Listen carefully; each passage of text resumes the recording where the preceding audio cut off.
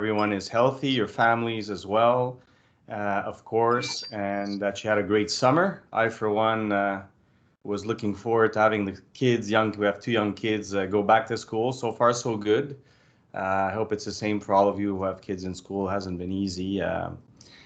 Kids, whether they're young or in high school, it's been complicated. So hopefully, everyone is safe and everyone is staying safe and keeping others safe as well. So thank you for your time this morning. Like Ariana said, it's the first of a few series of capsules. The team here has decided to spend some time and give back to the community, the IT community, our customers, and share information, share our observations on the market. At the end of the presentation, Ariana's going to just go over the few capsules that are coming up. Just a quick reminder for the rest of the fall. The team has worked hard. A lot of subject matter experts spending time on their own to get this through. So we really appreciate it, and we hope it'll be very useful for all of you. It's going fast. I believe it was going very fast even before COVID, and everything has accelerated at a pace that's unreal. In terms of changes, in terms of time compressing, and the fact that we've all been called upon to make quicker decisions and reevaluate where we stand as a business, as individuals over time. Some of us have been fortunate enough to have kept going during this time, and others are asking themselves and are having tough times and thinking of what's next. Well, in our case, what we want to spend time on is to help customers see what's next for them, our customers, future customers, and people within those different organizations that have to evolve and have to take into account everything that's happening on the market. I wanted to start with a couple of data points. Just before, I'd like to thank once again Dell Technologies, our partner in all this for this event this morning. So if you look at when we talk about digital transformation, it means a lot of things. We'll define it a little later, but essentially, there's a lot of things that are being democratized. One thing about digital transformation, it's lowering the barrier to entry to a lot of businesses. At the same time, there's still I would say the not the real economy, but the legacy type businesses that are also having to reinvent themselves and evaluate their options. There's a lot of things a lot of factors that are coming into play. One of the factors is if you look at examples as we see here, and this is from 2016, so it's still 4 years ago, and look at the price drop of a lot of things that are being adopted and used by companies today. You look at drones, we see drones everywhere in research, evaluating power lines, and there's a whole market around that. 3D printing, the ability to manufacture locally, to manufacture quickly. The technologies are starting to become available to do it at scale, because initially it was a little more longer process. Look at the price drops. Industrial robots as well, the ability to mass produce. DNA sequencing, it's helping us a lot. Look at COVID today. We're able to do tests very much quicker and research around vaccines much quicker. In terms of computing power and time, it took a huge amount of time and effort in the past. Solar power is dropping, sensors. So everything we see, and the driver behind that is all the cars, the auto-driving cars. And the smartphone, obviously, or the computing power of smartphone. All these things are making it easier to start a business, to diversify today, and to make inroads in a lot of areas. And also open up to threats. The other thing is SpaceX with the Starlink project. If I look at the customer, our customer's side of the equation, they're deploying 12,000 satellites to give access to the internet to the whole world in areas that, rural areas where access is difficult. The initial tests they have gets them to around 100 megabits per second, download, maybe half of that upload. They've already launched 775 satellites out of 12,000, and every launch is around 60 to 90 satellites. It's unbelievable. What that'll do is expand the world of digital transformation around the world and create new businesses and new opportunities. This presentation, I used to add this slide. I ran a lot of presentations from 2017 to 19 in terms of digital transformation to prepare customers for all of this, to prepare companies. And, for the last year or so, I didn't use it as much. Uh, However, I thought it was extremely relevant to bring it back. Why? Because if you look at historically, it took 20 years for a company to reach $1 billion of revenue. Now it takes around 2 years. And those are all the logos of companies that started, and within 2 years, their market cap was $1 billion. Well, guess what? This is going to be even quicker today. Why? Because of all the things I just mentioned. And the fact that as we're all forced to be more digital because of COVID, it's going to accelerate. So as businesses today, you're in a situation where you don't know where your next competitor will come from. The advantages of companies that are born in the cloud, if you will, is that they could take more risks. They don't have the legacy technology in IT that a lot of incumbent players have. They master data. Whatever they do is they're collecting data, and they could make good decisions around data. And that's critical, as they move forward and make those inroads in different markets. They rewrite the rules basically as they go.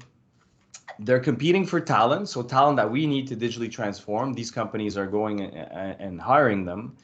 And also, and to me, it's very important as we look at our customers and how they behave, or our customers. If you're a customer today, you're used to the experience, the online experience that these guys are providing, or the technologies these guys are providing. So it puts pressure on us to build better solutions, better projects that are more relevant to customers. If you look at Canada now, IDC, I've been following a lot of IDC over the last while. They had a lot of information that's available, especially during COVID. This is from last year. Digital maturity in Canada. 2/3 of companies have not adopted I would say, consistent digital strategy. It's usually ad hoc initiatives, line of business initiatives, nothing really in line with the company's strategy for the most part. Some of them have, and typically the ones that are digitally determined had a big IT culture to start with. This is before. If you look at what's happening today, this has to change, and it has changed for some businesses, and in others are still laggards. In Canada, we are laggards versus the US and other countries in Europe in terms of digital adoption and online transactions and the rest. So, and even if you look at the OECD in terms of productivity, our productivity has always been lagging in Canada. We're always been in the bottom of the pack of the developed countries. So there's still a lot of work to do. Hopefully, the pandemic, will have accelerated projects for companies, but I could tell you it's also creating problems for customers that have not prepared and that are not necessarily doing it now for whatever reason. What now? I guess it comes down to human nature all over again, right? We usually react when there's an imposed change. If you look at a lot of the companies today, who's leading, the initiatives on digital transformation? Well, guess what? For the most part, it's been COVID, and that's part of some issues. In some businesses, you didn't have a choice, you needed to move, but in others, it's become a challenge. However, a lot of companies have reacted.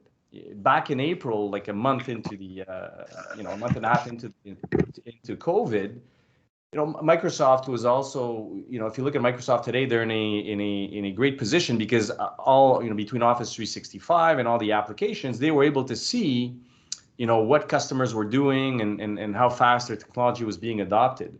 So they've seen 2 years worth of digital transformation in 2 months. And this was within the 2 months of the confinement. So a lot of companies have started to look into that and have started to make moves. The question is, are they sustainable changes, or they were just ad hoc punctual changes? If you look at, the Canadian landscape, a lot of us buy, from the US because they have good coverage, good presence. On the other hand, we have Shopify here in Canada, which is equipping companies in digital tools and ways to digitally transform and transact. But all these things here, have become new trends. We're looking to shop more online, but locally. We've had supply chain disruption. There may be more in the future. This could have been a warning for any other disruptions, whether it's climatic or not. We've improved access and our communications ability because we could do it from everywhere. And the remote worker has been tested, and has been successful for the most part. Maybe not securely, mind you, but that's another story. We're looking to see opportunities to gain new markets and new market share. So companies have pivoted and gone into new markets. I look at, alcohol producers here have gone into, the gel market as an example, right? And you have situations where very quickly you need to expand in new markets, pivot, but you need the tools to get it done. If you look at online presence, there's been a lot of punctual needs and around the market today, whether it's breaking a supply chain of a product that was in demand during confinement or not. It put a lot of pressure for companies to scale to quickly ramp up demand. Now the question they must ask now is this a long-term trend? Was it this just ad hoc? And what investments do we need to do to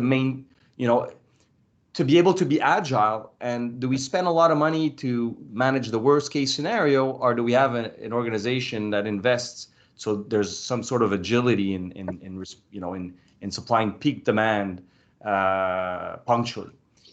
Productivity, has changed and improved in some cases, and in others not, depending on the work. You're getting into new markets, as I mentioned, new work habits. Automation and resiliency of our businesses have become key. And more statistics from IDC, before COVID in 2023, a lot of companies will not have invested enough in digital transformation, opening the doors to competitors or new entrants in markets. Well, I could tell you today that this is compressed. It's no longer 2023, and it's no longer, the requirement is that companies that are not, that are in the 50% in there, are having challenges today. Defining digital transformation, IT digital transformation, mind you, there's a difference. When we position IT digital transformation, it's always to support a business's digital transformation, which is, and I'll get back to that earlier, it's not just about technology. There are a couple of factors in there. It has a lot to do with modernizing your infrastructure and automating it. It's very critical. And you want to do it for your IT operations, but also for your development process. Today if you look at the waterfall model, a lot of the development process would take a year to 18 months to develop an application. By the time you've done it, you are not answering, 50% of the needs of your community. Well, today applications have to be literally developed at the speed of mobile apps, right? You get a regular updates. That's the speed at which you need to develop. So that has to be automated and looked after. And at the end of the day, you need to do this by aligning IT to the business requirements. Too long in IT, and we've all been guilty of this, companies that have evolved in IT for the longest time, there's always been a lag between what the business requirements are, what IT wants. Sometimes there's a disconnect there. And where the customers or companies have been the most successful is when they've had the most alignment between those things. And data is critical. As you modernize, automate, digitally transform, you're generating a lot of data. And with data, you're able to understand a little more what's going on in your customer base, in the market, and make better decisions. Those are the key components of digital transformation. Now, the challenge is a lot of customers were not born in the digital age. So it's a cultural change. And also, we're carrying technological debt. How do you make sure moving forward that you're able to develop and modernize around what you have, divide to conquer, and eventually migrate away using hybrid technologies like Dell? Dell is a big proponent of hybrid, having the ability to modernize and automate on-prem, and also leverage the cloud based on certain use cases. Why transform? Coming back to the unicorns, I talked about client experience. They're able to offer a good client experience. There's multiple factors, and this is following interviews that we did with customers, 2-3 years ago. And what were the key criteria, to look at improving the customer experience, the client experience?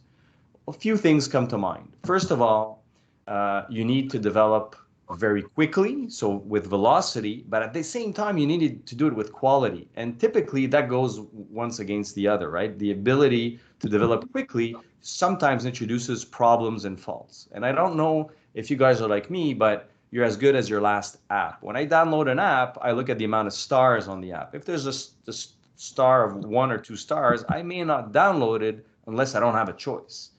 So that is becoming critical. And you have customers developing apps very quickly, spending millions of dollars in marketing, and then falling flat on their face when the app is launched. So that has to be looked after, and it has to be done in a secure fashion. Once you get through that, you could accelerate your innovation cadence to bring new features that are relevant to the market, adapt to your customers' need, generate data to make better decisions, managing your data effectively, and you could do that by reducing costs because of the technologies and ways things are doing. But if you don't do it correctly, as we're going to discuss, you may derail your efforts. All this to keep loyalty. Recently, I've added this to the honeycomb is resiliency, and I've done this during COVID because you also need to have the ability to be resilient when situations that are obviously initially out of our control happen. You need to be able to recover quickly and take that into effect when you're designing applications and any new business process today. You know, we're an IT services technology company. We've diversified over the last few years. So a lot of people sometimes tell me, is well, aren't you guys just about, selling technology? Well, guess what? If you just do that, you're going to fail miserably in digital transformation. And as experts, we need to take into we need to take into account all the stakeholders involved in the process. People are critical. As you're changing your methodologies, your technologies, you're modernizing, you got to take care of your people. Narrow the skills gap. Make an inventory of our capability to change as an organization. Develop that expertise. Instill a culture of change. And then make sure you look at the processes, because if you train people and you have the technology, if you don't review and revamp your processes, you're going to flat on your face. You're going to fall flat on your face. So you need a balance here. Again, another statistic, 2023, 65% of CIOs will be entrepreneurial leaders who will evolve their organization into collaborative and innovative centers of excellence. I could tell you today without scientific analysis that my data points are the following. By 2020, 100% of CIOs will need to be entrepreneurial leaders who will evolve their organization. It's happening today. Moving forward, success criteria for digital transformation. Paul Desrochers, one of our DevOps practice leaders, came up with this as we were going into DevOps modernization projects with customers. You need total alignment, as I said before, across the board here. You need your vision, your competence, incentives, resources, and action plan to move forward. If one of any of those points breaks down, your challenges are ranging from confusion to chaos, literally. Proper plan, skills gap. Why are we doing this? Why should I change? What's in it for me and our customers? It's one thing to ask people to change. Do you have enough resources? Are you giving them enough resources to get things done? And obviously a plan that everyone follows that takes care of people, process, and technology. That's how you align. If you look at how we attack this, if you're in a digital transformation project within your business, you need to update your digital strategy. A lot of the work we're doing now with CIOs is around IT digital strategy. How to better equip them and work together to align what they're doing with where the business is going, to make sure that budgets are respected, governance is taken care of. We see too many initiatives of line of business going on the right side here and just taking off and going to the cloud, consuming applications. Okay, but who manages the data? Is it done securely? How is it backed up? How do we ensure that we have proper governance in place? So we have leaks on this side. And on the IT side, we have sometimes a department of no, we don't have time, no resources, we can't get it done. Yeah, but if you can't, my competitors will. And these new entrants I talked about will. So a lot of things here have to be considered. And these are building blocks of our practice. Digital integration is all about knowing who my stakeholders are. Are we a B2B company, B2C? What are our channels to market?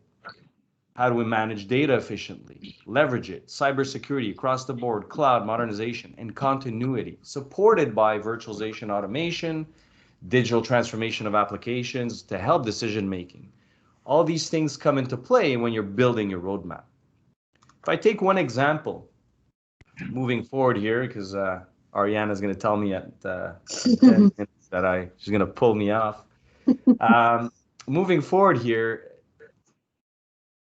this is an example of our practice leaders in our Civitree business. So we have a SAP virtualization automation practice, which basically resides on building blocks from some of them from VMware, Dell Technologies, and obviously our own intellectual property. If I take one workload, SAP, and if you look at the cycle by which we've been through, virtualization has been around, vSphere has been around, I think at 2002, 2003. If I look at I looked it up the other day. That's around the time it's been out. They've also added automation to the process, years ago. But yet, if you look at the lay of the land, there's still a lot of applications in the SAP world. It's so just 50% are virtualized and even less that are automated. So there's a long ways to go to extract the foundational elements to accelerate digital transformation. So if you look at here, the first step is to reduce manual work. At the time, we had a lot of servers to maintain and update. They were virtualized. We reduced manual work, became more efficient. And then you come into virtualization automation, virtualization, and then you come into a place where you're reducing capital expenditures. Why? Because you're buying less servers. So that was the other gain after the fact.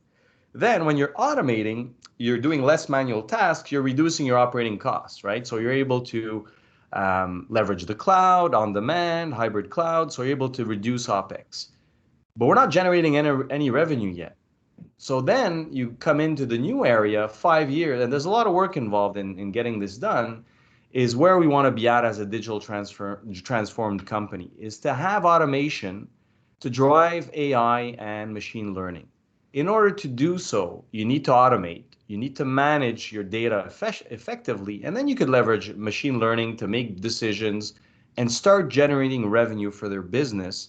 And that's when IT becomes a good player and even more strategic down the road. So there's different steps historically around that, and we need to make sure that we're all in line and that whatever we do, the steps we take bring us to that level. In terms of strategic planning, we got to keep this in mind. Two last slides, Ariana. Bear with me. Brief guide to transformation. Once all this is said and done, I'm an CIO, I'm a business owner, what do I do? Number one, the vision has to start by the leadership and stakeholders. You need to decide that you need to transform, evolve, react to competition, anticipate, invest, if you want to stay relevant in the market. Once that's done, you can't boil the ocean. You can't do everything at once. You need to model what you want to do, put the right metrics in place to get it done, and to compare, benchmark down the road. Because if you just get on a project and hope for the best, you may spend money and you won't be able to pivot and adjust as things evolve. You then need to rotate your business model, maybe go into different areas, and new markets, and be careful how you do it, and think about it very seriously. And assess your capabilities. Do I have the people in place? Do I need to train them? Do I need to give them tools? Do I need to go outside? What are those gaps to get it done? On the IT transformation side, the advantage we have today with the fact that there's lower cost infrastructure, the cloud is available. In DevOps, it's all about developing modules, applications that bring immediate value, immediate features to users. Well, the advantage here is you could start small with little investment, test those models, fail fast, make sure you fail fast. That's how we learn. If I have time, I'll give you an example of what failing fast has done to the space industry. So in order to be able to fail fast, learn, and scale quickly afterwards, that's critical. And today, you don't need to do that 18-month development project or spend millions in infrastructure just to test something out. You could do it very, very easily. Choose a sector, a process, an application. Don't revamp your whole business, because then you're going to hit walls in terms of investment, but also change management. Do we consume or do we build? Whether it's an application or infrastructure. Today, there's ways to modernize and have a hybrid approach and basically get the best of both worlds. And most of the time, that's how it's most efficient, because cloud could be very expensive for, a standard, I would say, steady state application. The advantage cloud has is when you have fluctuation in demand, that's great. But if you're steady state, you're better off controlling your own stuff on-prem. And you could do both today with the technologies. Do it securely, modernize to bring that agility and flexibility down the road. Critical as you move forward. And the technologies are there to support you. And make sure you're aligned. It's critical. You need to have both contexts here. So in a nutshell, that was the capsule. I think the team used the word capsule to constrain me in terms of my, we've done a few of these for some specific customers, and I was able to go further. Ariana, just that little comment, I think I could borrow 2 minutes. So if you look at in a passion, and that's why I use SpaceX, but it's also a reality. The private, expansion of the space industry is an example of fail fast, fail quickly.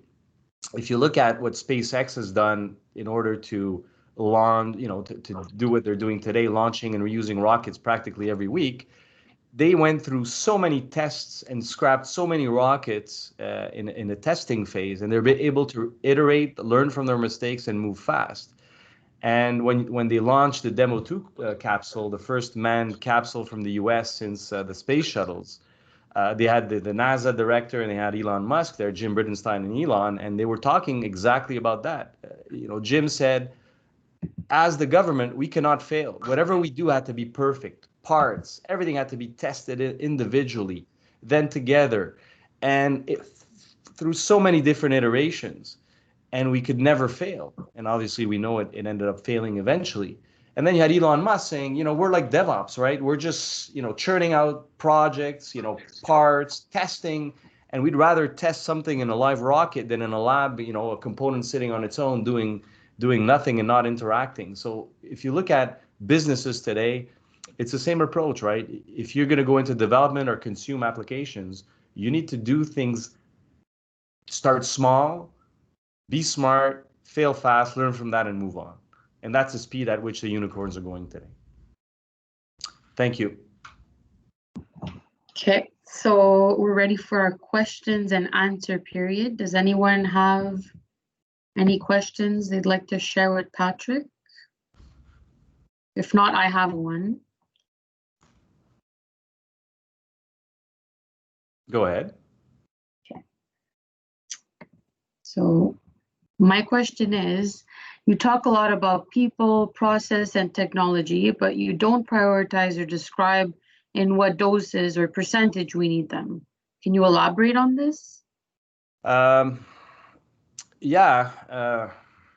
a few answers that are possible.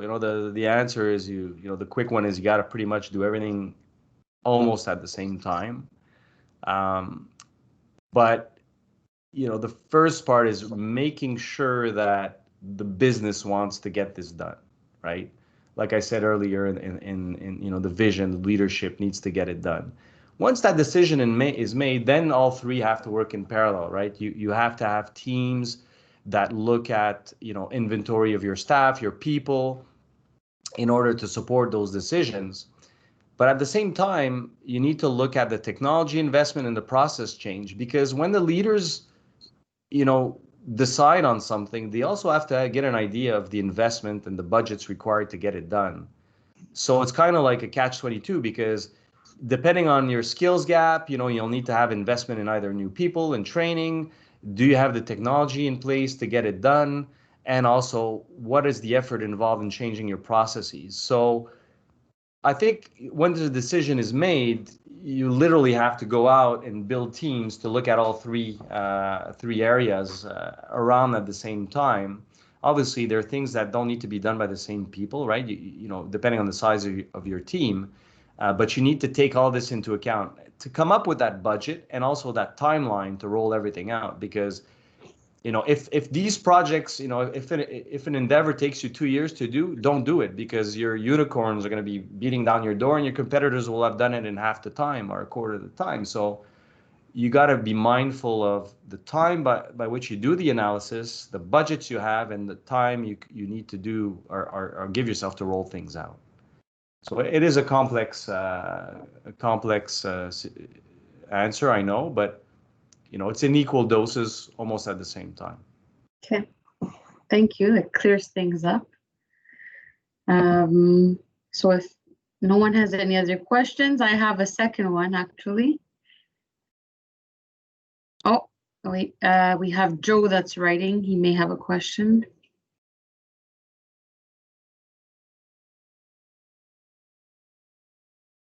Okay, it's not a question. Okay, so my second question is, you briefly mentioned DevOps. Where does that fit into all of this? Who does it apply to?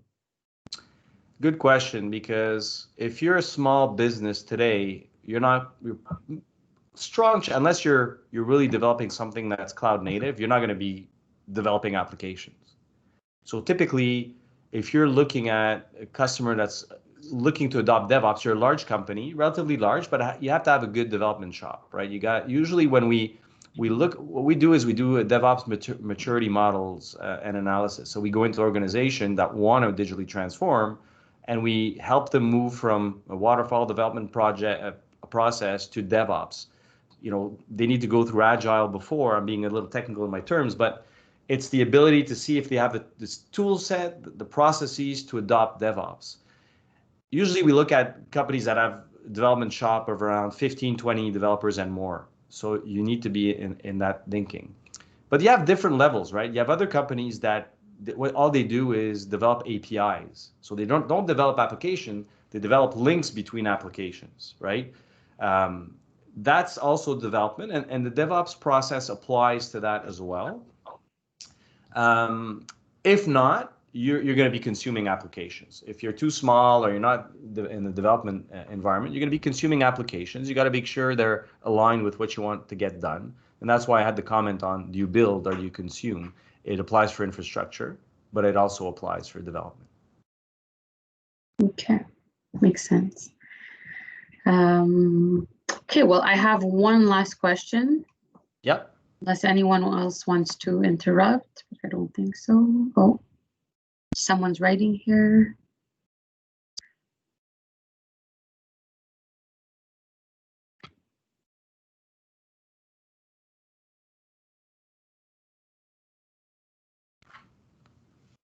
Okay, so we have a question from Rani Khoury.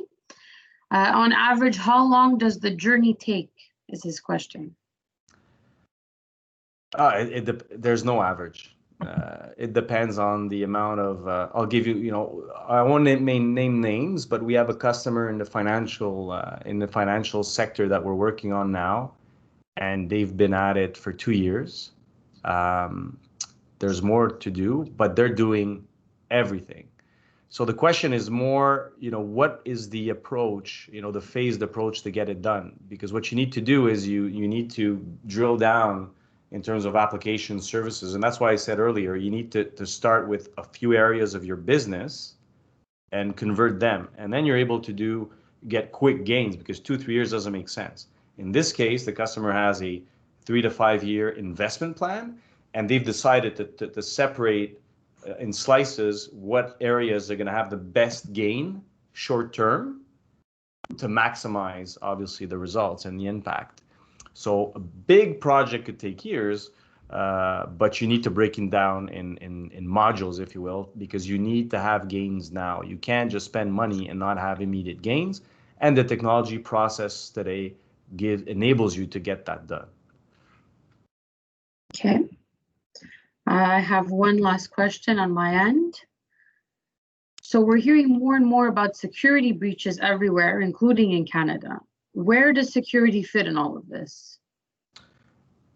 You know what? Everywhere. It's become so important, and we're seeing it every day. You know, it's like a wave, right? Years ago, we would only hear the US being hacked. We had a couple of cases here, and now the wave is coming into Canada and into Quebec and Ontario. Every day something happens. Um, so it has to be designed from the ground up, basically. And what people need to realize is that as you're digitally transforming, well, everything you used to do manually or paper-based or whatever process you had is going to be digital, therefore will be vulnerable. So you need to make sure you have the proper safeguards as you're automating, whether it's a production line, whether it's an application, transactional, you name it. And security is not just about stealing information, hacking, encrypting. It's about ensuring that your operations are resilient and that you basically don't have interruptions, because a security incident could just shut down a bunch of services, right? So it's not just about, and it could be negligence in some case, not necessarily hacking. So you just need to make sure that in every project you do today that has a digital component, security has to be designed from the ground up from day one. Okay. Well, thank you, Patrick. Thank you. Thank you, everyone. Did you want to just go over the couple of subject matter experts or the capsules for the fall before we close? Yes. So first off, I'd like to thank everyone for being with us today, those who made it. We hope today's session has helped you broaden your horizons a little more and learn something new. I would like to remind you that our next learning capsule, entitled Securing Your Most Critical Assets, will be taking place on Wednesday, September 30th at the same time, so 9 a.m. for the English session. We do have a couple of more coming up as well. So the next one after that is on cloud security, protecting your assets. That's on October 14th. Then we have how to secure remote work on October 28th. Quebec's Bill 64 is coming. Are you ready? That capsule is on November 11th.